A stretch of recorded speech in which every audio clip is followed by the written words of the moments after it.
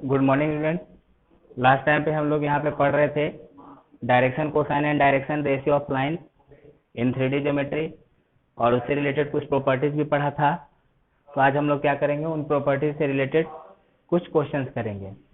तो first question है, कहता है कि दो लाइन है L1 M1 N1 and L2 M2 N2 are direction cosine of two lines inclined to each other at angle theta.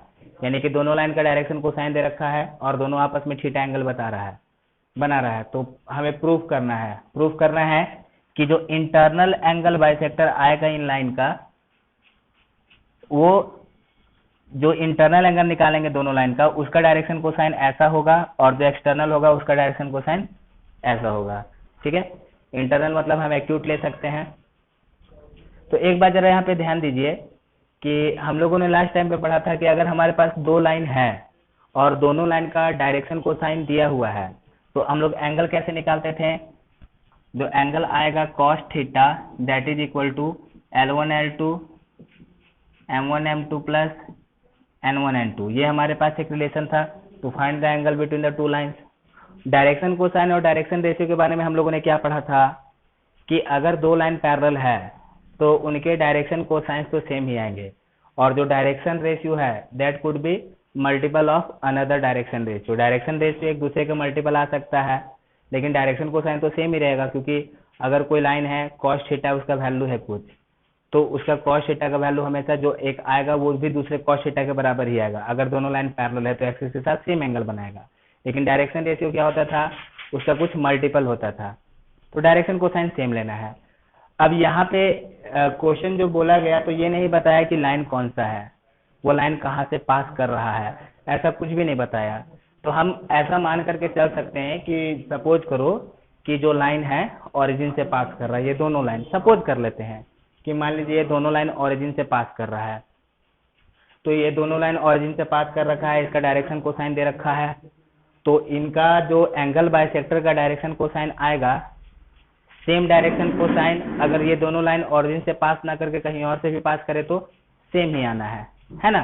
तो हम लोग ओरिजिन से लेकर के मानेंगे। जैसे कि समझिए कि मान लीजिए कि हमारे पास ये दो लाइन है, ठीक, ये दोनों लाइन ओरिजिन से पास कर रहा है, ये एंगल बाइसेक्टर आया, इसका कुछ डायरेक्शन कोसाइन निकाले। और सेम इसी के जैसा पैरेलल लाइन है जो ओरिजिन से पास नहीं कर रहा है, इसका एंगल बाइसेक्टर निकाले। तो दोनों तो आपस में पैरेलल ही आएगा ना, तो डायरेक्शन कोसाइन क्या आना चाहिए, सेम ही आना चाहिए। तो हम लोग ओरिजिन से पास कर रहा है ऐसा एजम्पशन लेकर के इसको सॉल्व कर सकते हैं। तो ये हमारे पास एंगल था, angle between the to line which direction cosine is given. और इसमें हमने क्या पढ़ा था कि एनी वेक्टर, हमने पढ़ा था कि any vector can be written as its magnitude into direction cosine. ये पढ़ा था कि मैग्नीट्यूड इनटू डायरेक्शन कोसाइन ऐसे cos alpha i plus cos beta j plus cos gamma k plus cos gamma k, हमने इस तरीके से पढ़ा था।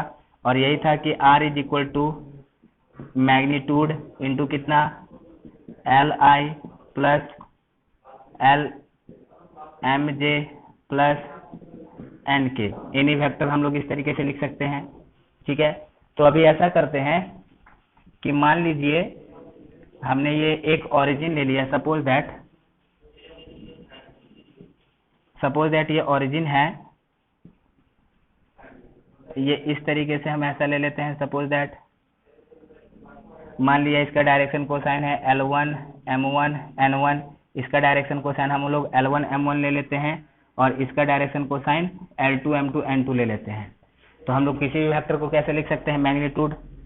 तो ऐसा करते हैं ना कि हम लोग यूनिट वेक्टर ले लेते हैं, कि सपोज करो कि एक यूनिट वेक्टर ले लिया, मान लीजिए हमने ये एक यूनिट वेक्टर ले लिया of direction cosine L1 M1 N1। Suppose करो कि हम इसको लेते हैं unit vector of direction cosine L1 M1 and N1, और इसको एक लेते हैं यूनिट वेक्टर, इसको भी हम एक ले लेते हैं यूनिट वेक्टर, इसका भी हम लोग डायरेक्शन कोसाइन ले लेते हैं of direction cosine L2 M2 and N2। तो अब जरा देख लीजिए, अगर हमने ये दोनों यूनिट वेक्टर ले लिया और इसको ओरिजिन ले लेंगे, ये हमारे पास वेक्टर R1 है और ये वेक्टर R2 है। तो ये R1 का ये जो कोऑर्डिनेट आएगा वो क्या आ जाएगा? R1 का कोऑर्डिनेट, हम लोग R1 को यूनिट वेक्टर ले रहे हैं तो ये 1 हो जाएगा। कितना आएगा? L1I M1J plus N1K। और R2 कितना आ जाएगा? L2I M2J plus N2K। ये हमने ऐसे ले लिया, तो यानी कि ये जो वेक्टर आ गया, ठीक है, हम इस वेक्टर को ऐसे मिला देते हैं और मान लिया कि ये एंगल बाइसेक्टर है। सपोज कीजिए ये इंटरनल एंगल बाइसेक्टर है। तो ये जो इंटरनल एंगल बाइसेक्टर है, तो हमने क्या पढ़ा है, जो प्रॉपर्टी कि जो एंगल बाइसेक्टर होता है, कि मान लो हमारे पास ऐसे कोई ट्रायंगल है और ये एंगल बाइसेक्टर है, तो इन दोनों का जो रेशियो होता है इन दोनों के रेशियो के बराबर आता है, ठीक है नहीं? जैसे कि सपोज कीजिए कि हमारे पास ये ट्रायंगल है, triangle A B and triangle C, ठीक है, ये एंगल बाइसेक्टर है। मान लो ये डी पे कट कर गया, तो क्या पड़ा था? A B by A C is equal to D D by D C. ये होता है प्रॉपर्टी, ठीक। तो अगर ए बी और ए सी अगर इक्वल है तो बी डी और डी सी भी इक्वल हो जाएगा। इसका मतलब डी क्या हो जाएगा? इसका मतलब डी क्या होगा? मिड पॉइंट होगा। तो यहाँ से हम लोग को क्या पता चल रहा है कि हमने एक ऐसा यूनिट वेक्टर ले लिया, direction cosine L1 M1 N1, ठीक है। तो इसका पोजीशन वेक्टर हम लोग को मिल गया, कोऑर्डिनेट कौन कौन सा मिल गया? L1 M1 and N1, sorry इसका मिल जाएगा L1 M1 N1 और इसका कोऑर्डिनेट कितना हो जाएगा? L2 M2 N2। हमने ओरिजिन से एक वेक्टर लिया है, सपोज करो कुछ वेक्टर का डायरेक्शन कोसाइन है L1 M1 N1, तो हम लोग किसी भी वेक्टर को उसका मैग्नीट्यूड इनटू इस तरीके से लिख सकते हैं। तो अगर हमने मैग्नीट्यूड 1 ले लिया, जैसे कि सपोज कीजिए कि मान लीजिए हमने ये कोई पॉइंट P ले लिया 2, 3, 1, तो आप ओरिजिन से जब इसको मिलाओगे तो इस वेक्टर को कैसा लिखोगे? 2i प्लस 3j प्लस कितना? 1k, ऐसे ही लिखेंगे ना, ठीक है।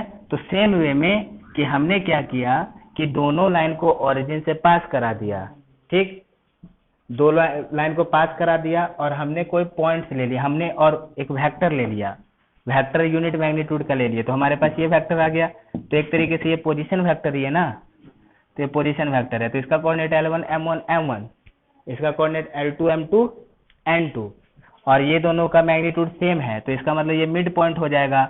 ये A है, ये B है, सपोज कीजिए ये O है, हम ये ले लेते हैं C। तो ये C क्या है? C is the midpoint of AB। C is the midpoint of AB। तो therefore कितना आ जाएगा मिड पॉइंट C का? L1 प्लस L2 बाई, ये आ जाएगा इसका C का coordinate L1 plus L2 by 2, M1 plus M2 by 2 and N1 plus N2 by 2। ये आ जाएगा मिड पॉइंट ऑफ AB, यानी कि दैट इज C का कोऑर्डिनेट, यानी इसका कोऑर्डिनेट हमको मिल गया। तो अब हम लोग वेक्टर OC कैसा लिखेंगे? तो देयरफॉर ये जो वेक्टर OC आ जाएगा, इस वेक्टर OC का डायरेक्शन रेशियो कितना आ जाएगा? देयरफॉर डायरेक्शन रेशियो ऑफ, मैंने क्या बोला था, कैसे दो पॉइंट को मिलाते हैं, है ना। जैसे कि सपोज करो कि हमने ऐसे मिला दिया, ये x1 है, y1 है, z1 है, ये x2 है, y2 है, z2 है, हमने इसको ऐसे मिलाया है AB, तो हम लोग इसका डायरेक्शन रेशियो कितना लिख सकते हैं? x2 minus x1, y2 minus z2 minus z1। हम लोग इस तरीके से इसका डायरेक्शन रेशियो लिख सकते हैं। तो ये ओरिजिन लिया है, इसका कोऑर्डिनेट मिल गया इतना, तो डायरेक्शन रेशियो कितना आ जाएगा? डायरेक्शन रेशियो ऑफ OC कितना लिखेंगे बताइए? यही हो जाएगा L1 plus L2 by 2, M1 plus M2 by 2 and N1 plus N2 by 2। ये हमने लिख दिया डायरेक्शन रेशियो। लेकिन हमें क्या बताना है, इसका डायरेक्शन कोसाइन बताना है। तो डायरेक्शन कोसाइन कैसे निकालते थे, अगर A B C direction ratio है, अगर ये डायरेक्शन रेशियो है तो डायरेक्शन कोसाइन क्या आता था, याद कीजिए डायरेक्शन कोसाइन कितना होता था, L equal to A by A square B square C square under root M is equal to B by A square B square C square and N equal to C by A square B square C square. हम लोग इस तरीके से direction cosine निकाल लेते थे direction ratio से। तो अभी हमारे पास जो OC आया, जो एंगल बाइसेक्टर आया, इसका डायरेक्शन रेशियो है दिस। तो अब हम लोग यहाँ से डायरेक्शन कोसाइन निकालेंगे। तो डायरेक्शन कोसाइन निकाल लेते हैं, ठीक है। तो डायरेक्शन कोसाइन निकालने के लिए इसका हम लोग को स्क्वायर करके सबको ऐड करना पड़ेगा। तो हम लोग इसका स्क्वायर करके ऐड करते हैं। तो यहाँ पे जरा इसका स्क्वायर करके ऐड कर लिया जाए। तो ये क्वेश्चन आप लोग नोट करके रखेंगे, मैं इसको मिटा रहा हूँ। तो अभी इसका जरा हम लोग स्क्वायर करके ऐड करते हैं। तो अपने पास L1 प्लस L2 बाई 2 का square plus M1 plus M2 by 2 का square plus N1 plus N2 by 2 का स्क्वायर कितना आ जाएगा। ये देखिए 1/2 तो सब में है, ये 1/4 बाहर निकल जाएगा। L1 square L2 square plus कितना 2L1 L2। Similarly M1 square M2 square 2M1 M2, इधर से N1 square N2 square 2N1 N2 हम लोग ऐसा लिखेंगे। और हम लोगों ने डायरेक्शन कोसाइन के बारे में क्या पढ़ा था कि जो डायरेक्शन कोसाइन का स्क्वायर का सम होता है वो कितना हो जाएगा, 1 हो जाएगा। तो अपने पास डायरेक्शन कोसाइन दिया हुआ था L1 M1 N1 L2 M2 N2। तो यहाँ से हमारे पास एक ये भी रिलेशन आ जाएगा कि L1 square N1 square L1 square M1 square plus N1 square, ये भी कितना आ जाएगा, 1 आ जाएगा। And L2 square M2 square N2 square, ये भी कितना आ जाएगा, 1 आ जाएगा। तो हम लोग उसको 1 लिखेंगे और इसका वैल्यू कितना आएगा, cos थीटा आएगा। तो हम लोग उस चीज में पुट कर लेते हैं। तो जब इस चीज में पुट करेंगे तो 1/4, देखिए इसको और इसको एक साथ रखेंगे तो 1 आएगा। उसी तरीके से इसको और इसको एक साथ रखेंगे तो 1 आएगा। और इन सब में से 2 है ना, 2L1 L2 plus 2M1 M2 plus 2N1 N2। तो यहाँ से 2 आ जाएगा, यहाँ से 2 आ जाएगा। ये 2 हम लोग कॉमन निकालेंगे।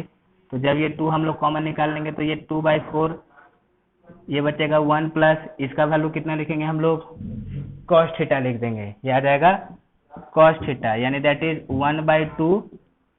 अब 1 प्लस cos थीटा को कितना लिखेंगे, ये लिखेंगे 2 cos square theta by 2 minus 1, यानी कि this is equal to 1 cancel हो जाएगा। ये बचेगा कितना, cos स्क्वायर थीटा बाई 2।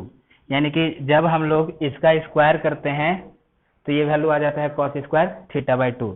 तो देयरफॉर जो डायरेक्शन रेशियो आएगा, मान लेते हैं कि इसका जो डायरेक्शन रेशियो आएगा L डैश कितना लिखेंगे, this L1 plus L2 by 2 upon इस पूरे का स्क्वायर का सम करके उसका स्क्वायर रूट निकालेंगे। तो स्क्वायर का सम करते तो कितना आता है, cos स्क्वायर थीटा आता है। तो कैसा लिखेंगे, cos स्क्वायर थीटा बाई 2, यानी ये स्क्वायर रूट और ये स्क्वायर कैंसिल होगा। ये कितना बचेगा, L1 plus L2 by 2 cos theta by 2। यहाँ से हम लोग को L डैश मिल गया। अब इसी तरीके से हम लोग M डैश भी इतना प्रूफ करेंगे, N डैश भी इतना प्रूफ करेंगे। हो गया अपना काम, चलेगा। ओके, तो ये तो हो गया इंटरनल वाला। अब सेम प्रोसेस को फॉलो करके हम लोग एक्सटर्नल वाले का भी वैल्यू निकालेंगे। एक्सटर्नल वाला बोले तो हम लोग को ये वाला एंगल बाइसेक्टर निकालना है ना। तो अब ये वाला एंगल बाइसेक्टर कैसे निकलेगा बताइए।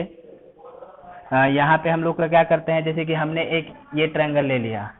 अभी हमने क्या किया था, इधर से इसका हमने एक वेक्टर इधर लिया था यूनिट वेक्टर, और उसका वैल्यू इस तरीके से लिख दिया था कोऑर्डिनेट। अब क्या करेंगे, जस्ट इसके अपोजिट में आएंगे। तो इसके अपोजिट में आएंगे तो क्या आ जाएगा बताइए, इसके अपोजिट में आ जाएगा कितना, ऐसा करो जैसे कि इसके अपोजिट में कितना आएगा, -L1 -M1 -N1। हमको एक्सटर्नल एंगल बाइसेक्टर का कोऑर्डिनेट बताना है, तो हम इस तरफ में एक यूनिट वेक्टर ले लेते हैं इस लाइन के लिए। तो इस लाइन के इस तरफ हम लोग एक यूनिट वेक्टर लेंगे तो कितना आएगा, -L1 -M1 -N1। मतलब कि यहाँ पे जहाँ जहाँ पे +L1 M1 N1 है वहाँ पे हम लोग कितना लिख देंगे, -L1 M1 M1 ले लेंगे, और उस हिसाब से हम लोग इसका मिड पॉइंट निकाल लेंगे। तो मिड पॉइंट का डायरेक्शन रेशियो मिल जाएगा, फिर उस मिड पॉइंट के डायरेक्शन रेशियो से हम लोग डायरेक्शन कोसाइन निकालेंगे, तो अपने को एक्सटर्नल एंगल का मिल जाएगा। और यही प्रोसेस रहेगा, बस प्लस माइनस का फर्क आएगा, तो फिर हम लोग को वहाँ पे एक्सटर्नल एंगल बाइसेक्टर का ये डायरेक्शन कोसाइन मिल जाएगा। ओके, तो ये हमारे पास एक इम्पॉर्टेंट क्वेश्चन है, इसको आप याद रखेंगे। ये चीज को क्वेश्चन सॉल्व करने के टाइम पे इस रिजल्ट को डायरेक्टली यूज किया जाएगा, हर बार इसको हम लोग डिराइव नहीं करेंगे। तो डायरेक्ट रिजल्ट याद रखना है कि अगर दो लाइन है, दो लाइन का डायरेक्शन कोसाइन दिया हुआ है, तो उसके जो एंगल बाइसेक्टर का डायरेक्शन कोसाइन आएगा वो डायरेक्टली हम लोग इस तरीके से लिख सकते हैं। ठीक है,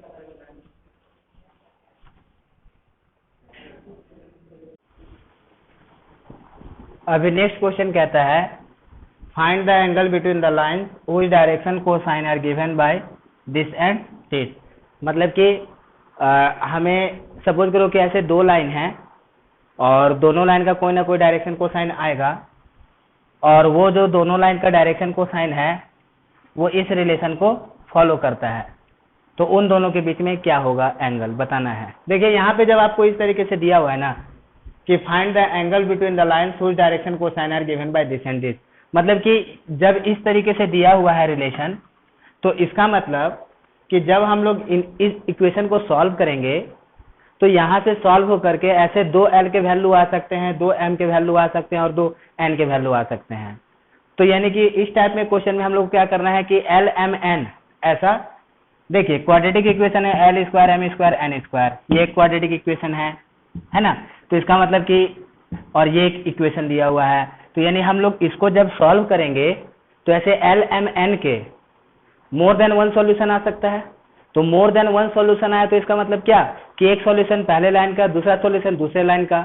तो इस तरीके से जब हम लोग इस इक्वेशन को सॉल्व करेंगे तो अपने पास L M N का मोर देन वन सॉल्यूशन आएगा।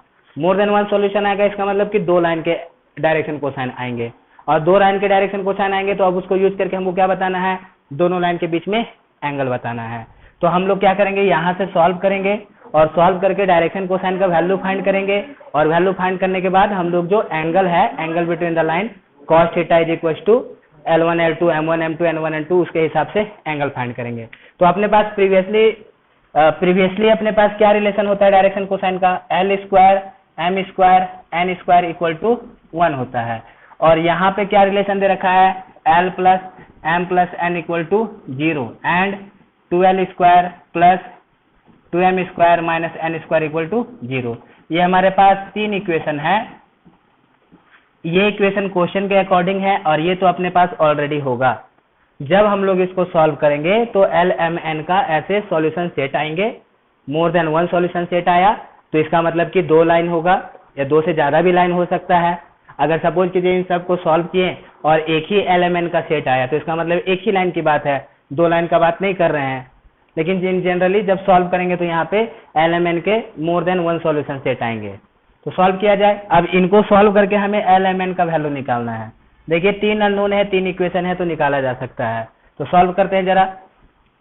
तो यहाँ से अगर पहले वाले को अगर देखा जाए तो यूजिंग वन हम लोग कैसा लिख सकते हैं, L square plus M square equal to 1 minus N square लिखा जा सकता है ना। इसको क्या करते हैं, पुटिंग इन थर्ड, इसको थर्ड में पुट कर देंगे। थर्ड में पुट कर देंगे तो इधर से 2L स्क्वायर M स्क्वायर, यहाँ से हम 2L square M square 2 common लेंगे तो 2L स्क्वायर M स्क्वायर की जगह पे कितना लिख सकते हैं, 1 minus N square equal to 0। Solve किया जाए इसको, 2 minus 2N square minus N square equal to 0, यानी कि that is 2 minus 3N square equal to 0, यानी कि that is 3N square equal to 2। तो therefore N square equal to 2/3। तो therefore N equal to कितना आ गया, ये आ गया N equal two plus minus √2/3, यानी कि यहाँ से n के दो वैल्यू पॉसिबल हैं, ±2/√3। ठीक है, अब हमारे पास ये n का वैल्यू आ गया। अब हम लोग इस n के हिसाब से l और m का वैल्यू फाइंड करेंगे। तो अब हम लोग इसको यूज करते हैं। तो सपोज कीजिए हम सेकेंड इक्वेशन में चलते हैं। तो सेकेंड इक्वेशन कितना है, l plus M equal to -n लिख सकते हैं। तो therefore l plus M equal to n कितना आ जाएगा, माइनस ऑफ प्लस माइनस कितना, √2/3 ये आया। तो एक बार क्या करते हैं हम लोग, प्लस वाला पार्ट लेते हैं और एक बार माइनस वाला पार्ट लेते हैं। तो प्लस वाला पार्ट लेंगे तो कितना आ जाएगा, l plus M equal to minus of plus अच्छा ये पूरे का है √2/√3, ये होल है 2/3। तो एक बार प्लस वाला लेंगे तो प्लस 2/3 है ना, और माइनस वाला लेंगे तो कितना आएगा, l plus M equal to minus of minus 2/3। इसको सॉल्व करेंगे तो ये l plus M equal to minus 2/3 under root. ठीक है, एक ये हमारे पास सॉल्यूशन आया। और अब और क्या आ गया अपने पास, और l plus M equal to, sir यहाँ पे माइनस लग के आएगा, ये प्लस माइनस माइनस इधर से कितना हो जाएगा, प्लस 2/3। एक बार हमने क्या किया है, यहाँ पे हमने n को लिया है प्लस 2/√3, यहाँ पे हमने n को लिया है माइनस √2/3। तो ये वैल्यू आया। अब इसको सॉल्व करेंगे तो l और m का एक वैल्यू आएगा, इसको सॉल्व करेंगे तो l और m का एक वैल्यू आएगा। ठीक है, तो अब हम जरा यहाँ से सॉल्व करते हैं। अब इसको सॉल्व करने के लिए देखिए हमारे पास क्या रिलेशन है, हम लोग यहाँ पे अब चाहें तो इस रिलेशन को इस रिलेशन में इस्तेमाल कर सकते हैं। अब जैसे कि देखिए फ्रॉम फर्स्ट हम लोग क्या लिख सकते हैं, l square M square equal to 1 minus n square. तो अगर हम इस n का वैल्यू इसमें पुट कर देंगे तो फ्रॉम फर्स्ट हम लोग कितना बोल सकते हैं, l square M square equal to 1 minus n square, 1 minus n square. तो n स्क्वायर कितना हो जाएगा, 2/3 हो जाएगा, यानी दैट इज 2/3, यानी l square plus M square equal to ये कितना आ जाएगा, 1/3 आ जाएगा, है ना। और यहाँ से भी l square plus M square equal to कितना आएगा, 1/3 हो जाएगा। मतलब कि अब फिर से हमारे पास यहाँ पे एक सॉल्यूशन सेट बन गया, एक ये वाला और एक ये वाला, एक ये वाला और एक ये वाला। अब इन दोनों को सॉल्व करके हम लोग l और m का वैल्यू फाइंड करेंगे। तो l और m का वैल्यू फाइंड करने के लिए अब यहाँ पे क्या करेंगे, ऐसा करते हैं, इसको होल स्क्वायर कर देते हैं पूरे को, है ना। तो मिटाएंगे अब इधर। तो सपोज कीजिए कि अब हम इस पार्ट को लेकर के चल रहे हैं, l plus M equal to minus 2/3।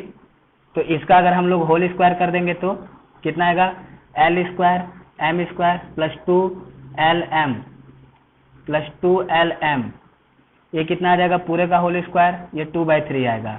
And l square plus M square कितना है, 1/3 है, ये 1/3 है। ठीक है, तो 1/3 इक्वल टू कितना, 1/3 प्लस 2lm इक्वल टू 2/3 आ गया। तो दैट इज 2lm कितना आ जाएगा, यहाँ से 2/3 माइनस 1/3 1/3 आएगा। तो lm कितना आ जाएगा, ये आ जाएगा 1/6। हम पहले इस पार्ट को लेकर के चल रहे हैं। ठीक है, हम इस पार्ट के लिए सॉल्व किया हमने, इन दोनों के लिए lm 1/6 आया। अब lm का वैल्यू 1/6 है और l प्लस m का वैल्यू माइनस 2/√3 है। तो यहाँ से l और m कितना आ सकता है, ये हम लोग को फाइंड करना पड़ेगा। ये इस पार्ट के लिए, उसी तरीके से इस पार्ट के लिए निकालेंगे हम लोग। तो इसका फिर से होल स्क्वायर करेंगे तो कितना आएगा, इधर है l plus M equal to 2/3, इसको स्क्वायरिंग कर देंगे तो कितना आ जाएगा, l square M square plus 2lm equal to कितना आ जाएगा, ये 2/3। l स्क्वायर एम स्क्वायर कितना है, 1/3 है, यानी कि 1/3 plus 2lm equal to 2/3। Okay, कितना आ जाएगा, ये 2lm इक्वल टू 2/3 माइनस 1/3 1/3। तो lm कितना आ गया, यहाँ से lm आ गया 1/6। ठीक, अब यहाँ पे भी lm 1/6 आया, यहाँ पे भी lm 1/6 आया, लेकिन यहाँ पे जब lm 1/6 है तो l प्लस m माइनस इतना है, और lm 1/6 है तो l प्लस m इस तरीके से है। तो अब हम लोग को यहाँ पे क्या करना पड़ेगा, सॉल्व करके l और m का वैल्यू निकालना पड़ेगा। तो प्रोडक्ट यहाँ पे प्लस में है, देखिए l और m प्रोडक्ट यहाँ पे प्लस में है और यहाँ पे भी प्रोडक्ट प्लस में है। तो एक क्या पॉसिबिलिटी होगा कि या तो दोनों माइनस होगा या तो दोनों प्लस होगा।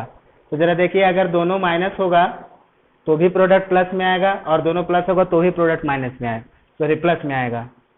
देखिए ना, यहाँ पे हमारे पास LM 1/6 आया, LM 1/6 आया।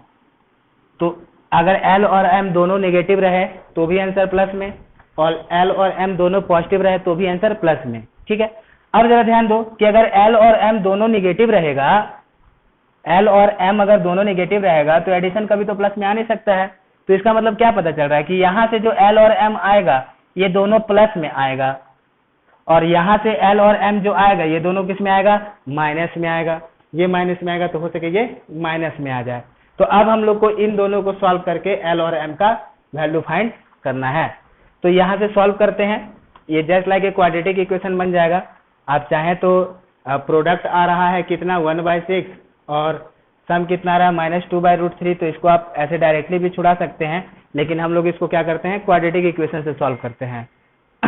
तो क्वाड्रेटिक इक्वेशन से सॉल्व किया जाए तो ऐसा करते हैं, पहले में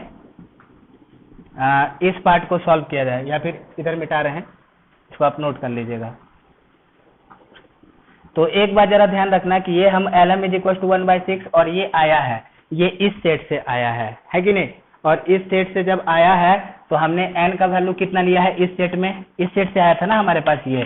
तो यहाँ पे n का वैल्यू कितना है, प्लस में है, ये है प्लस लाइक दिस, +2/3 है ऐसा। और इधर से जब हम लोग सॉल्व कर रहे हैं तो इधर से n कितना आया है, माइनस में 2/3। ठीक है, तो अब एक बार जरा ध्यान दीजिए, यहाँ से जो दोनों आएगा ये दोनों आएगा प्लस में और ये दोनों आएगा किसमें, माइनस में। तो सॉल्व करते हैं। तो इस चीज को हम लोग एक जगह पे लिख लेते हैं। पहला वाला सेट है सपोज करो ये, और ये दूसरा वाला सेट है।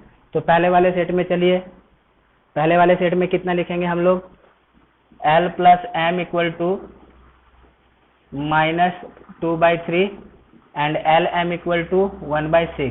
तो यहाँ से हम लोग M = 1/6L लिख देते हैं। ठीक, और इस M को इसमें पुट करेंगे, तो इस M को इसमें पुट करेंगे तो कितना आ जाएगा, L + 1/6L = माइनस दिस, यानी दिस इज इक्वल टू कितना, 6L² + 1 = minus this is equal to minus this, यानी कि that is equal to 6L² + 1 = minus √2/3 × 6L, है ना।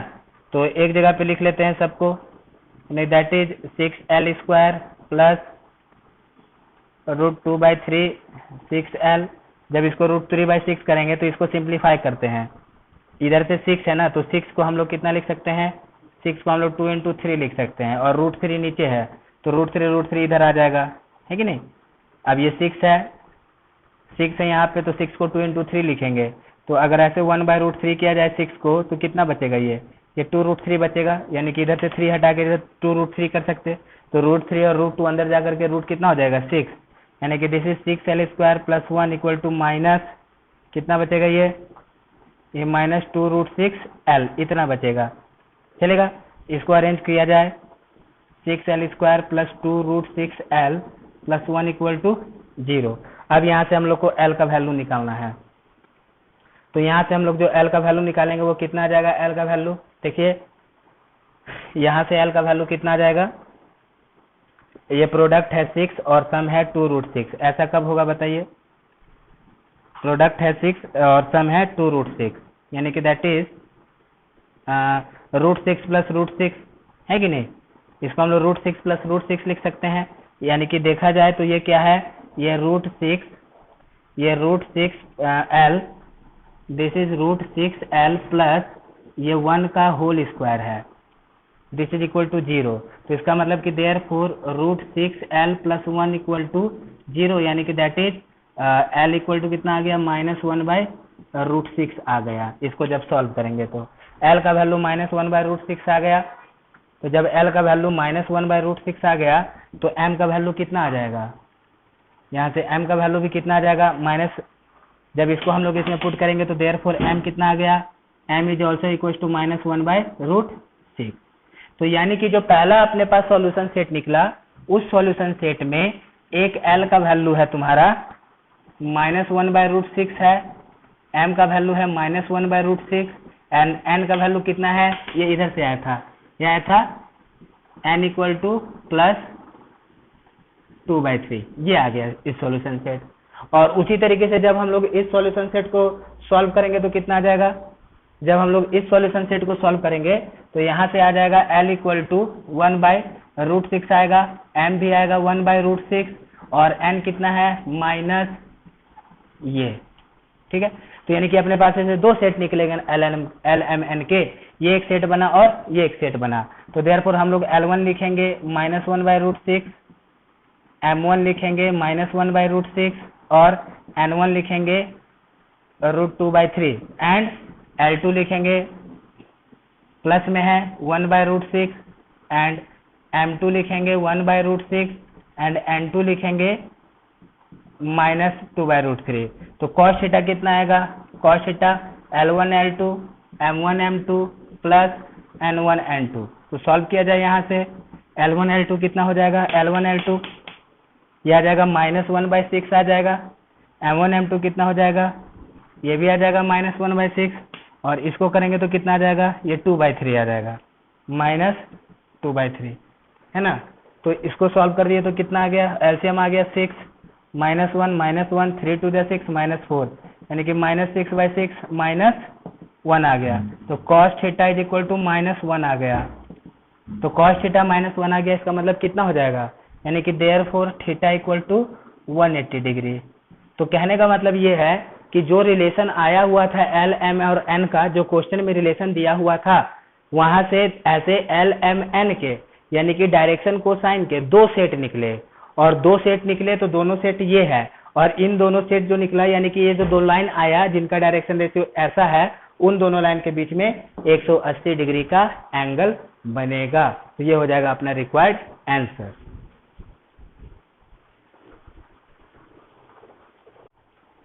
अभी पहले जैसा क्वेश्चन था उसी के जैसा क्वेश्चन है, तो इसको सॉल्व करते हैं। यानी कि find the angle between the lines which direction cosine satisfy the equation, यानी इन इक्वेशन को सेटिस्फाई करने वाले जो डायरेक्शन कोसाइंस होंगे, यानी कि जो लाइंस होंगे, जिन लाइन का ये डायरेक्शन कोसाइन इस इक्वेशन को सॉल्व करेगा, उनके बीच में कितना लाइन होगा। तो ये हम लोग सॉल्व करते हैं। तो पहले वाले को सॉल्व किया जाए तो अपने पास है L + M + N = 0 और पहले से एक इक्वेशन होता है L² + M² N² = 1।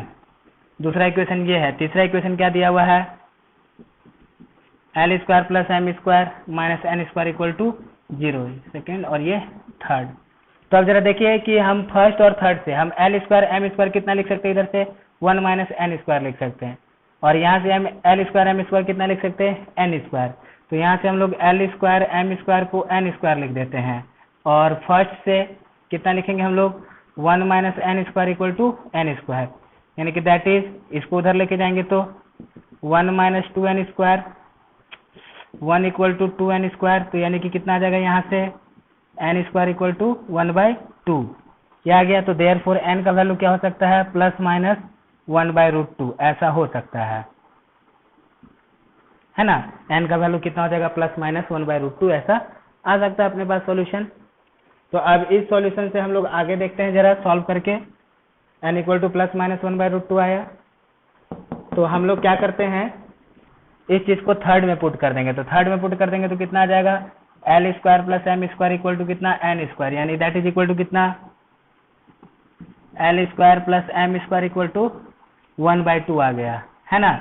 और सेकेंड इक्वेशन क्या कहता है, L + M = -N। अगर इसको हम लोग स्क्वायर ले लेंगे तो कितना आ जाएगा, L² + M² + 2LM = N²। और L² M² किसके बराबर होता है, N², यानी कि 2LM = N², यानी कि दैट इज 2LM = कितना आ गया, 0। तो देयरफॉर LM = 0, यानी अब यहाँ से भी दो कंडीशन, L 0 हो सकता है और M 0 हो सकता है, यही ना। L भी 0 हो सकता है और M 0 हो गया। तो जब L 0 हो गया तो देयरफॉर M कितना हो गया, -N हो गया। और जब M 0 हो गया तो L कितना हो जाएगा, ये हो जाएगा -N। तो अब देखते हैं हमारे पास क्या क्या सॉल्यूशन सेट है। तो जब हम लोग n को ले लेते हैं 1/√2, जब n 1/√2 ले लेते हैं, जब n का भी तो दो वैल्यू है ना, तो जब n 1/√2 हो जाएगा तो इसका सॉल्यूशन सेट कितना आ जाएगा, ये आ जाएगा L = 0, M = -1/√2। और जब n = -1/√2 आएगा तो L = 0 एंड M = 1/√2। यहाँ से हमारे पास एक दो सेट निकला, और यहाँ से जब हम लोग n का वैल्यू 1/√2 ले लेंगे, कितना आ रहा है, M = 0 आ रहा है, और L कितना आ रहा है, ये -1/√2 आ गया है ना। और जब n का वैल्यू -1/√2 लेंगे तो कितना आएगा, M 0 है और L कितना है, 1/√2 है। तो यहाँ से हमारे पास L, M, N के कितने सॉल्यूशन सेट आ गए, 4 सॉल्यूशन सेट आ गए। कौन कौन से सॉल्यूशन सेट आ गया, 0, L, M, N, -1/√2, 1/√2, ये एक डायरेक्शन कोसाइन का सेट आया, या फिर 0, 1/√2, -1/√2, ये एक डायरेक्शन कोसाइन का सेट आया, या फिर M कितना, L कितना है, -1/√2, -1/√2, 0 और M 0, N कितना, 1/√2। और कौन सा एक सेट आया, 1/√2, 0, -1/√2। यानी कि यहाँ पे हमारे पास कितने सेट आ गए, ऐसे 4 सेट आ गए। ये जरा देखिए, ये जो भी चारों सेट है ये इन तीनों इक्वेशन को सेटिस्फाई करेगा। अब कह रहा है कि यानी कि ऐसे 4 आ गए, तो कहने का मतलब ये है कि यहाँ से 4 आ गए तो इन सब लाइन के बीच में एंगल फाइंड करना है। तो एंगल फाइंड करना है तो हमारे पास cos थीटा कितना होता है, cos थीटा होता है L1 L2 plus M1 M2 plus N1 N2, है ना। हम लोग ऐसे निकालते हैं। तो जरा देखते हैं कि इन दोनों सेट के बीच में कितना एंगल आ रहा है। इन दोनों सेट के बीच में एंगल निकालिए। तो अगर हम लोग इन दोनों से 1 2 3, सपोज करो इसको 1 2 3 और इसको 4, ये चौथा सेट ले लेते हैं। तो 1 और 2 के बीच में कितना एंगल आएगा, इसको इधर सॉल्व करते हैं।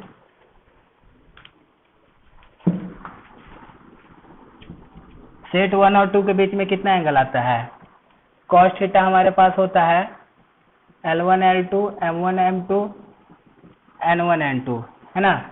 तो इन दोनों के बीच में कितना आएगा एंगल, इन दोनों के बीच में यह आ जाएगा 0 minus this into this, -1/2 this into this, -1/2, ये हो जाएगा -2/2 -1, है ना, यानी कि -1। तो cos थीटा -1 बराबर कितना, therefore theta is equal to कितना, ये थीटा इज इक्वल टू आ गया यहाँ से पाई आ गया, मतलब थीटा कितना हो गया पाई, यानी कि 180 डिग्री। तो थीटा 180 डिग्री हुआ, इसका मतलब क्या, थीटा 180 डिग्री यानी कि दोनों लाइन के बीच में 180 डिग्री का एंगल है, यानी कि दोनों वेक्टर है वहां पे दोनों लाइन। अब find the direction angle between the line, यानी कि दोनों लाइन के बीच में 180 डिग्री का एंगल है।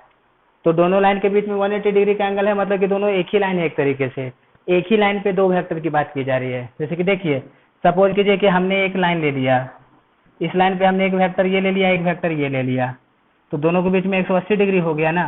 तो इसका मतलब कि ये दोनों जो आ रहा है सेम लाइन का डायरेक्शन कोसाइन आ रहा है। तो theta is equal to 180 degree आया, जैसे कि दो डायरेक्शन कोसाइन के बीच में थीटा 180 डिग्री आया, तो यानी कि दोनों वेक्टर अपोजिट डायरेक्शन में है। तो जब वेक्टर अपोजिट डायरेक्शन में है तो इसका मतलब कि लाइन तो सिंगल ही होगा ना। तो इसका मतलब कि ये क्या है, सिंगल लाइन है, यानी कि ये वाला और ये वाला एक ही लाइन का डायरेक्शन कोसाइन दिया हुआ है। ठीक है, ओके। अब यहाँ से जरा हम लोग चेक करते हैं, इसको चेक कीजिए जरा, इन दोनों सेट में cos थीटा कितना आ जाएगा, यह आ जाएगा -1/2 0 और -1/2, यानी ये भी -2/2 -1 आ गया, यानी थीटा इक्वल टू कितना आ गया, पाई आ गया, इसके बीच में भी पाई आ गया। तो इसका मतलब क्या पता चल रहा है कि ये जो डायरेक्शन कोसाइन है, इन डायरेक्शन कोसाइन के बीच में भी एंगल कितना आ रहा है, पाई आ रहा है। तो इसका मतलब कि दोनों वेक्टर क्या होगा, अपोजिट डायरेक्शन में होगा। तो दोनों वेक्टर अपोजिट डायरेक्शन में होगा तो इसका मतलब लाइन तो सेम ही होगा ना, यानी कि ये दोनों भी क्या है, सेम लाइन का ही डायरेक्शन कोसाइन मान सकते हैं। ठीक, यानी कि यहाँ से और यहाँ से पता चला कि ये तो सेम लाइन का ही डायरेक्शन कोसाइन है। देखिए, जैसे हम लोग डायरेक्शन कोसाइन निकालते हैं तो वो वेक्टर का निकालते हैं। अगर यहाँ पे क्वेश्चन बोला होता है कि find the angle between the vectors find the angle between the vector whose direction cosine is given by. तो यानी एक वेक्टर इधर एक वेक्टर इधर, तो दोनों वेक्टर के बीच में 180 डिग्री का एंगल करेक्ट है, कोई प्रॉब्लम नहीं है। लेकिन यहाँ पे बोला रहा है find the angle between the line. तो अब मुझे बताओ एक वेक्टर इधर है, एक वेक्टर इधर है, तो इनके बीच में 180 डिग्री का एंगल है, तो मतलब कि ये दोनों वेक्टर एक ही लाइन पे आएगा ना।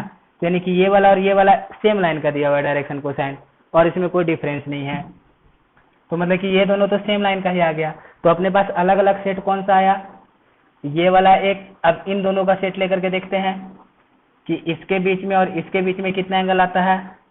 तो कितना आ जाएगा कॉस थीटा इन दोनों के बीच में, इधर से आ जाएगा 0, इधर से आ जाएगा 0, इधर से कितना आ गया 1/2, यानी that is cos theta is equal to 1/2। तो देयरफॉर थीटा कितना π/3। हाँ, मतलब कि अब थीटा π/3 आया, यानी कि ये दोनों अब अलग अलग है लाइन, है ना। जब जैसे कि देखिए हमारे पास जब cos थीटा पाई आ गया, तो यानी कि जो हम डायरेक्शन कोसाइन निकाल रहे हैं वो डायरेक्शन कोसाइन वेक्टर का निकाल रहे हैं। तो दोनों वेक्टर के बीच में एंगल पाई का आया, यहाँ पे दोनों वेक्टर के बीच में एंगल पाई का आया, यहाँ पे दोनों वेक्टर के बीच में एंगल पाई का आया, दोनों वेक्टर के बीच का एंगल पाई है, यहाँ पे भी दोनों वेक्टर के बीच का एंगल पाई है। तो वेक्टर का जब एंगल पाई है तो यानी कि दोनों वेक्टर अपोजिट डायरेक्शन में होगा। तो जब दोनों वेक्टर अपोजिट डायरेक्शन में आएगा तो लाइन कितना आएगा, लाइन तो सिंगल ही आएगा ना, यानी कि वो एक ही लाइन है। तो यहाँ पे ये और ये दोनों एक ही लाइन पे लाई करता है, तो ये दोनों को अलग अलग लाइन नहीं ले सकते, यानी कि ये दोनों एक ही लाइन पे आ गया, तो इसके बीच में एंगल बताने का कोई मतलब नहीं है। यहाँ पे भी जब हमने निकाला तो इन दोनों वेक्टर का जो डायरेक्शन कोसाइन है, वेक्टर के बीच का डायरेक्शन कोसाइन पाई आ गया, यानी कि फिर से दोनों वेक्टर अपोजिट डायरेक्शन में है। तो वेक्टर अपोजिट डायरेक्शन में मतलब कि दोनों वेक्टर एक ही लाइन पे आता होगा।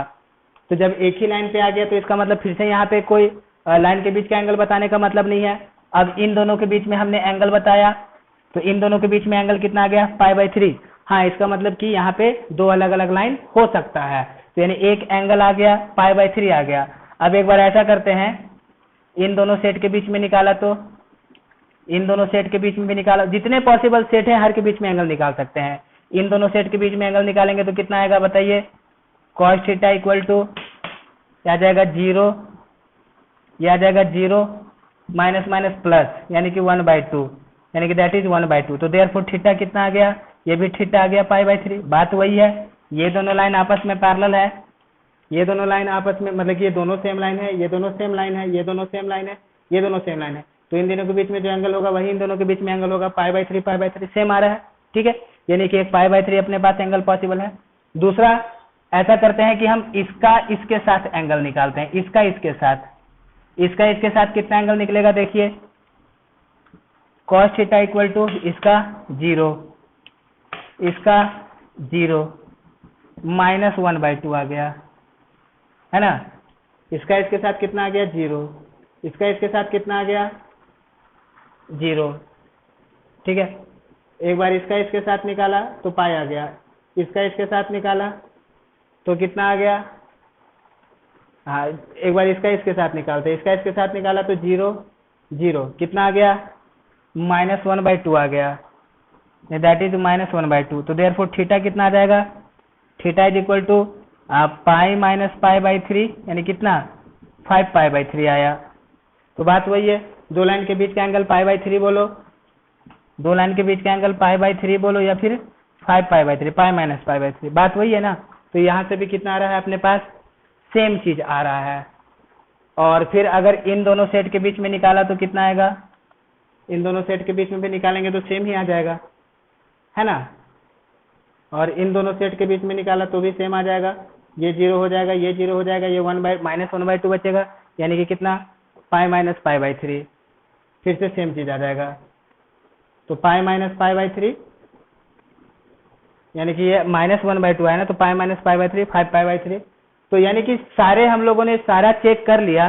तो जो भी हम लोग यहाँ पे चेक किए तो क्या पता चला कि जो भी यहाँ पे इस तरीके से कंडीशन को सेटिस्फाई कर रहा है, तो वहां पे जो डायरेक्शन कोसाइंस है, लाइन का डायरेक्शन कोसाइंस है, तो दो लाइन बन रहा है, उन दोनों लाइन के बीच में कितना एंगल बन रहा है, π/3 का एंगल बन रहा है, या π/3 बोलिए या फिर 5π/3 बोलिए, बात क्या है, सेम है। ओके ठीक। तो अब दूसरे को भी हम लोग इसी तरीके से सॉल्व करते हैं कि ये हमारे पास डायरेक्शन कोसाइन का रिलेशन दिया हुआ है, इससे पहले जरा देखो, इससे पहले जब हमने सबसे पहले क्वेश्चन निकाला था तो वहां पे अपने को 2 ही सॉल्यूशन सेट बना था जो कि गिवन कंडीशन को सेटिस्फाई कर रहा था, और 2 सॉल्यूशन सेट बन रहा था गिवन कंडीशन को सेटिस्फाई कर रहा था। तो इसका मतलब कि और दोनों के बीच में कितना एंगल बन रहा था, दोनों के बीच में एंगल पाई बन रहा था। तो इसका मतलब कि वहां पे जो 2 वेक्टर है उन दोनों वेक्टर के बीच में एंगल पाई आ रहा था। इससे जस्ट पहले जो क्वेश्चन किए थे 2 वेक्टर के बीच में एंगल पाई आ रहा था, है ना। तो यानी कि वो दोनों वेक्टर एक ही लाइन पे लाई करेगा, एक ही लाइन पे लाई करेगा। तो इसका मतलब कि लाइन एक ही है वहां पे। उन गिवन कंडीशन के अकॉर्डिंग 2 लाइन पॉसिबल नहीं है, वहां पे एक ही लाइन है। लेकिन यहाँ पे जो गिवन कंडीशन है, इस गिवन कंडीशन से अपने पास ऐसे चार सेट आया। तो 4 सेट आया, तो ये जो सेट आ रहा है ये वेक्टर के डायरेक्शन कोसाइन का सेट आ रहा है। यहाँ से जब हम लोग ऐसे सॉल्व कर रहे हैं तो वेक्टर का डायरेक्शन कोसाइन आ रहा है। तो यहाँ से जब हमने सॉल्व किया तो ऐसे इन डायरेक्शन कोसाइन को सेटिस्फाई करने वाले ऐसे 4 सेट हैं। तो ये जो सेट है ये वेक्टर का डायरेक्शन कोसाइन है। तो वेक्टर का डायरेक्शन कोसाइन है तो इस वेक्टर का डायरेक्शन कोसाइन और इस वेक्टर का डायरेक्शन कोसाइन, इन दोनों वेक्टर के डायरेक्शन कोसाइन के बीच में कितना एंगल है, पाई का एंगल है। यानी कि दोनों वेक्टर अपोजिट होगा। तो जब दोनों वेक्टर अपोजिट होगा इसका मतलब कि दोनों वेक्टर एक ही लाइन पे लाई करेगा। तो यानी कि ये दोनों एक ही लाइन पे लाई करता है, यानी कि सेम लाइन है, यानी ये सेम लाइन पे लाई करता है। तो अब इसके बीच में क्या एंगल बताना। सिमिलरली ये भी सेम लाइन के बीच में लाई करता है, तो इसके बीच में क्या एंगल बना, कोई एंगल नहीं। तो यानी कि जो डिफरेंट लाइन आया वो किस में आया, इसमें से एक पेयर ले लो, एक पेयर ये डिफरेंट लाइन आया, ये डिफरेंट लाइन आया। और तो जब इनके बीच में हम लोग एंगल निकाल रहे हैं तो कितना आ रहा है, π/3 आ रहा है या फिर 5π/3 आ रहा है। तो ऑब्वियसली एक तरफ से अगर π/3 एंगल बनेगा तो दूसरी तरफ से कितना बनेगा, 5π/3 ही एंगल बनेगा, है कि नहीं।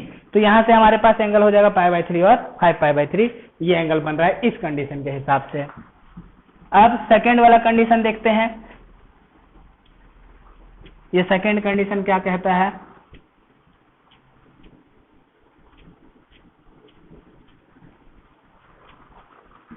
अब ये जो अपने पास कंडीशन है L + M 0 एंड दिस, यहां से हमारे पास क्या रिलेशन आएगा, LMN का वैल्यू फाइंड करेंगे।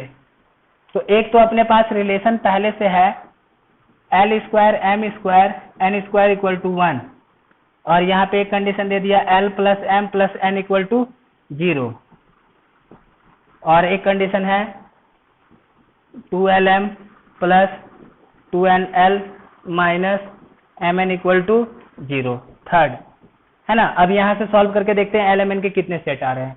यहाँ से अगर हम लोग देखा जाए तो देखिए यहाँ पे कॉमन निकलेगा, यहाँ पे 2L अगर कॉमन ले लिए तो M + N आ गया माइनस MN = 0, और M + N को हम लोग यहाँ से कितना लिख सकते हैं, यहाँ से हम लोग M +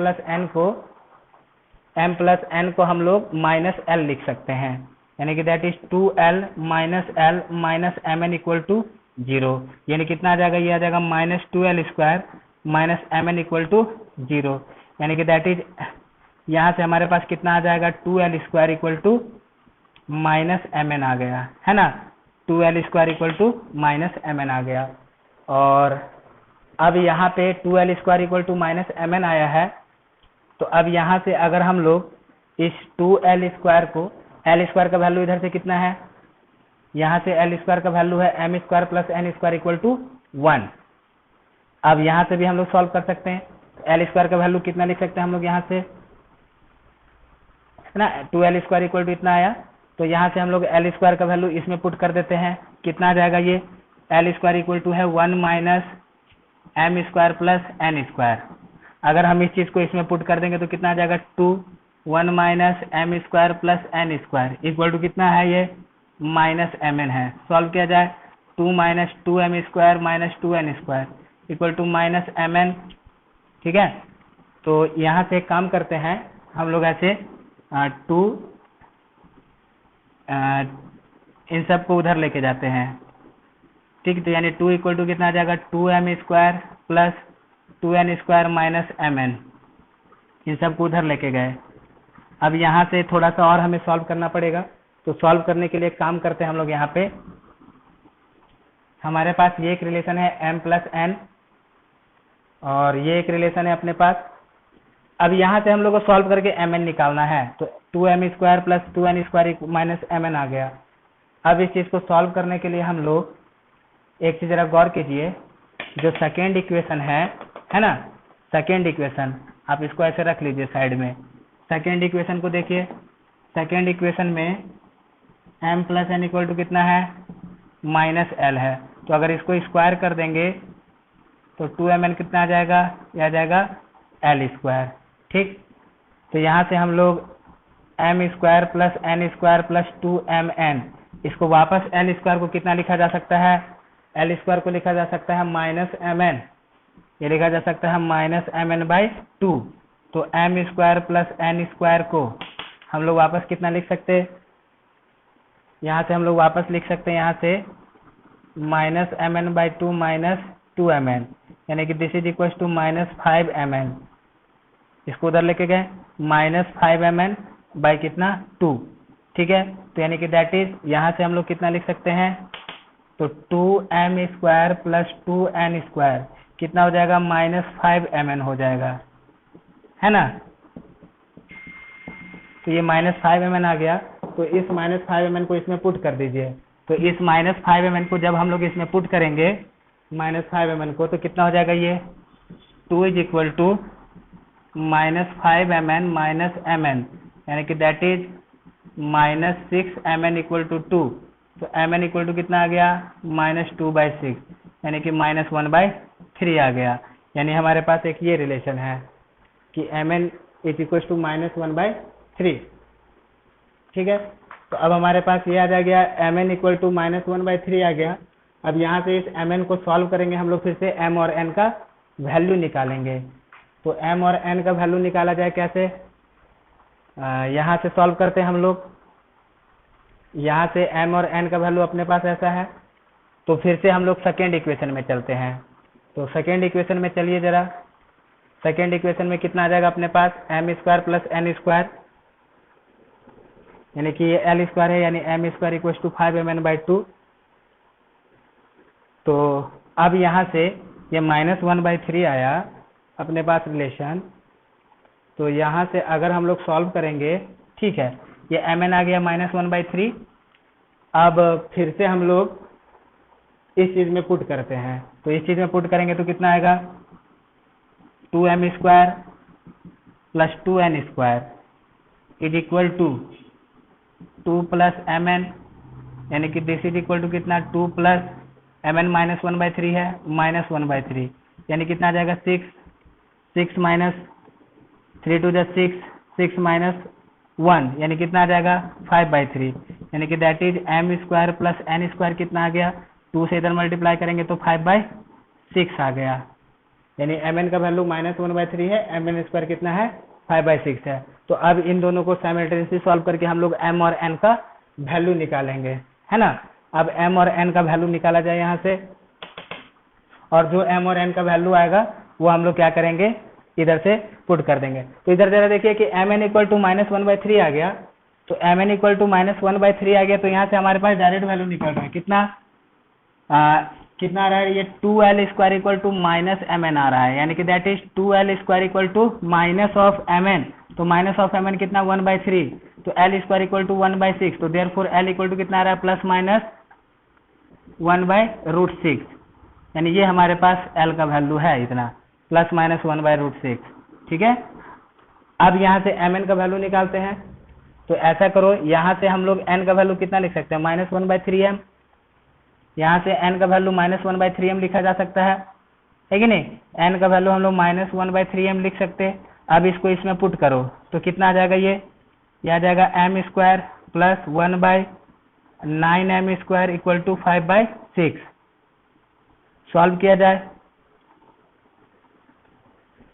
ठीक है। अगर इसको हम लोग सॉल्व करेंगे तो ऐसा करते हैं, थोड़ी देर के लिए हम लोग m स्क्वायर को मान लेते हैं t है। तो कितना आ जाएगा यहाँ से, this is t square plus 1/9t square equal to 5/6, sorry t 9/t। कितना आएगा इधर से सॉल्व होकर के, इधर से सॉल्व होकर आ जाएगा ये 9t square plus 1, 9t square plus 1 is equal by 9t equal to कितना 5/6, 3 2 जा 3 3 जा, क्रॉस मल्टीप्लाई कराइए, 18t square plus 2 is equal to कितना 15t, यही ना। तो यानी कि दिस इज इक्वल टू एक तरफ लेकर के आते हैं 18t square minus 15t plus 2 equal to 0। अब इसको हम लोग फैक्टराइज करेंगे, ठीक है। अब हम लोग इसको फैक्टराइज करते हैं, तो इसको फैक्टराइज करने के लिए मैं इधर लिखता हूं, ध्यान दीजिएगा।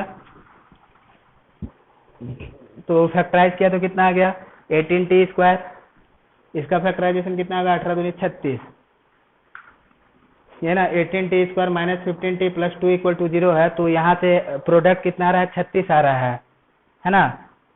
प्रोडक्ट आ रहा है 36 और सम आ रहा है कितना -15। तो 36 को हम लोग किस तरीके से फैक्टराइज करेंगे करके देखते हैं, यानी कि कितना आ गया ये 3 3 9, ठीक है। यानी कि दैट इज 3 दूनी 6 दूनी 12 और 3 है ना, 12 और 3 है, सही बात है। यानी कि 18t square minus 12t minus 3t plus 2 equal to 0, यानी कि दैट इज इधर से 6 लेंगे तो 60 लिया तो 3t माइनस 2 माइनस कॉमन लिया 3t माइनस 2 इक्वल टू 0, यानी that is 6t minus 1 3t minus 2 equal to 0। यानी कि देयरफॉर t इक्वल टू 1/6 और t इक्वल टू 2/3, यानी t इक्वल टू 1/6 आया, t इक्वल टू 1/3 आया। तो इसका मतलब कि देयरफॉर, यानी कि देयरफॉर अपने पास कितना आ गया, यह आ गया m स्क्वायर, हमने t किसको लिया था m स्क्वायर को लिया था ना, m स्क्वायर इक्वल टू 1/6 और m स्क्वायर इक्वल टू 2/3, ठीक है। तो जब अगर हम लोग m स्क्वायर 1/6 लेंगे तो m स्क्वायर जब 1/6 लेंगे तो n स्क्वायर कितना आ जाएगा, जब m स्क्वायर 1/6 लिया जाए तो n स्क्वायर कितना लेंगे, यहाँ से n स्क्वायर आ जाएगा 5/6 माइनस 1/6 यानी कि 4/6 आ जाएगा। और जब m स्क्वायर 2/3 लेंगे तो n स्क्वायर कितना होगा 5/6 माइनस कितना 2/3, यानी कि this is equal to 6 5 minus 4 यानी कितना 1/6, ऐसा आ गया अपने पास। अब इतना आने के बाद हमारे पास क्या आ जाएगा, therefore m equal two plus minus 1/√6, n equal two plus minus 2/√6 और m equal two plus minus √2/3 और n equal two plus minus कितना 1/√6, यानी हमारे पास इस तरीके से आया। और अपने पास n कितना है, n इक्वल टू कहाँ गया, l equal two plus minus 1/√6, यानी ये एक आया अपने पास सॉल्यूशन सेट, और l कितना आ गया प्लस माइनस 1/√6, यानी हमारे पास ये रिलेशन आया, ठीक है। अब यहाँ से हम लोग चेक करेंगे कि हम कौन कौन सा सेट तैयार कर सकते हैं l m n का। तो जरा देखिए आप, जब जो भी सेट हम लोग तैयार करेंगे तो यहाँ पे हमारे पास क्वेश्चन में एक ऑप्शन दे रखा था कितना l plus m plus n, जो आपने क्वेश्चन देखा होगा, क्वेश्चन में एक रिलेशन दिया हुआ था that is l plus m plus n equal to 0, यही था रिलेशन।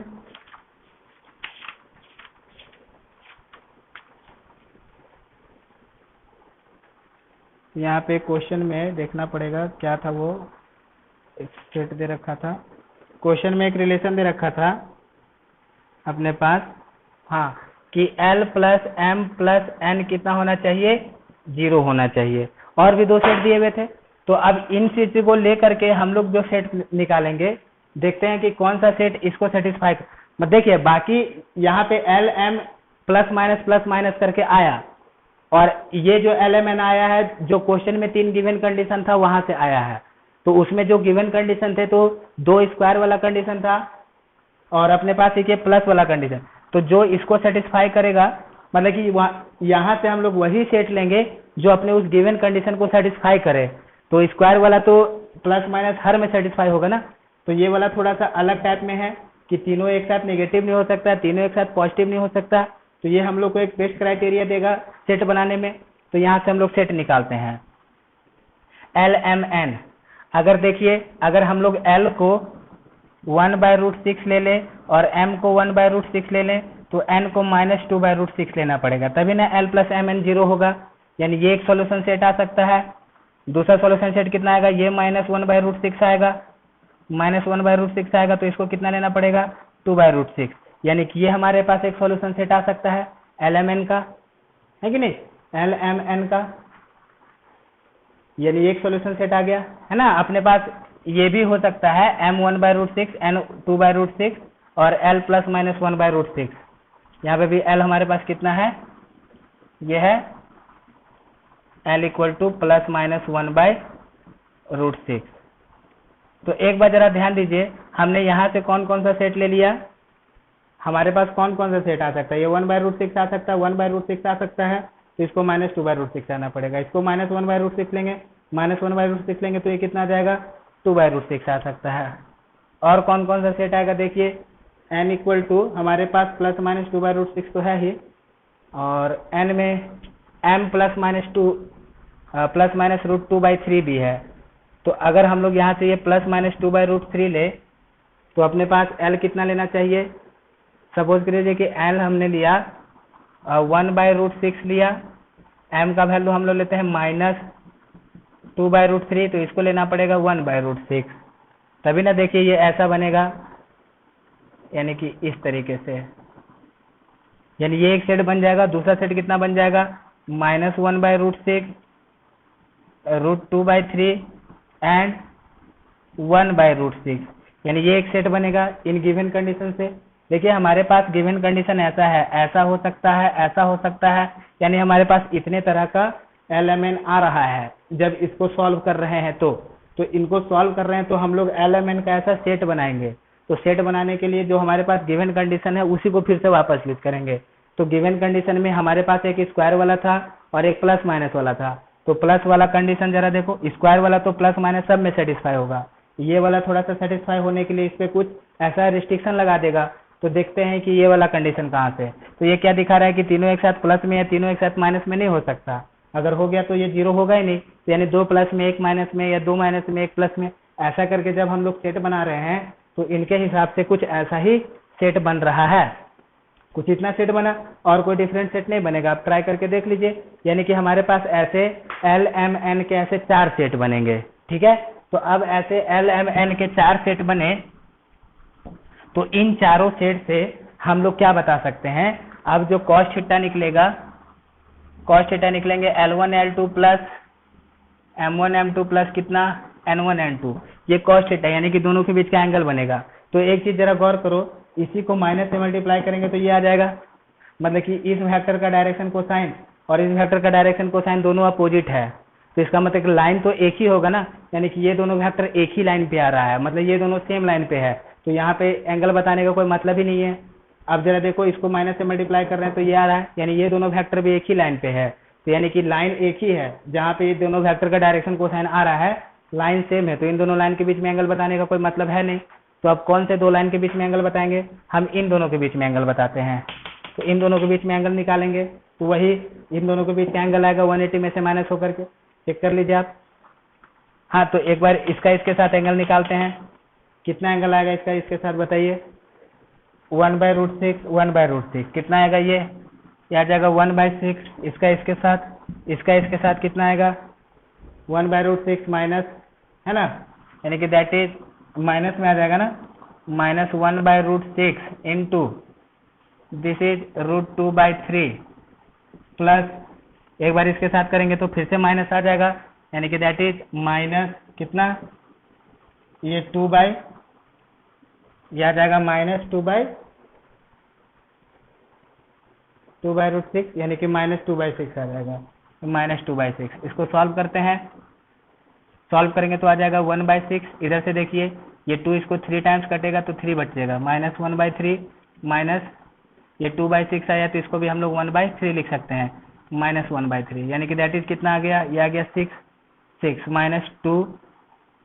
है ना, यानी कि इसको हम लोग ऐसे लिख सकते हैं 1/6 माइनस 2/3, एलसीएम लिया तो 6, 1 माइनस 3 2 जा 4, यानी कि -3/6 यानी -1/2, यानी -1/2 आया तो इसका मतलब थीटा कितना आ गया, थीटा आ गया पाई माइनस π/3, 1/2 60 में होता है, यानी कि दैट इज कितना आ गया 5 π/3 आया इधर से।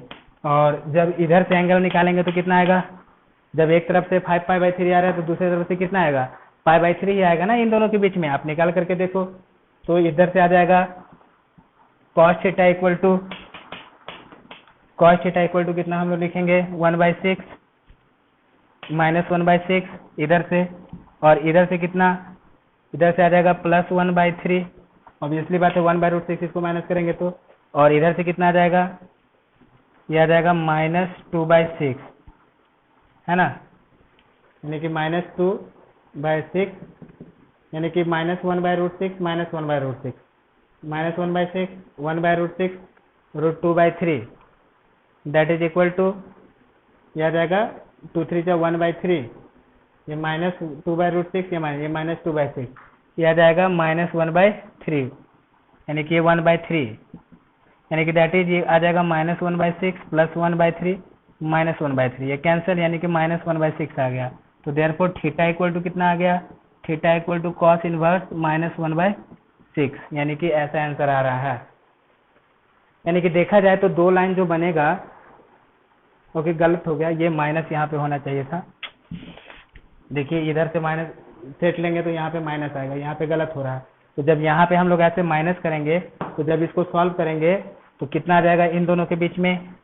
देखिए एक तरफ से 5π/3 बना है तो दूसरी तरफ से π/3 बनेगा ही बनेगा, है ना। इसको इसके साथ निकाल लेते हैं तो कितना आएगा, cos थीटा इक्वल टू, ये cos थीटा आ जाएगा यहाँ से -1/6, इधर से +1/3, है ना, और इधर से +1/3, यानी दैट इज -1/6 + 2/3, यानी दैट इज 6 -1 + 4, यानी कि दैट इज 3/6, यानी 1/2, यानी कि देयरफॉर थीटा इक्वल टू π/3, यानी कि इतना एंगल बन रहा है। तो मतलब कि जो यहाँ से गिवन कंडीशन है, उस गिवन कंडीशन में जो LMN का सेट आ रहा है, उस सेट से दो लाइन के बीच का एंगल कितना बन रहा है, हम लोग ये जनरली स्मॉलर वाला एंगल लेकर के चलेंगे।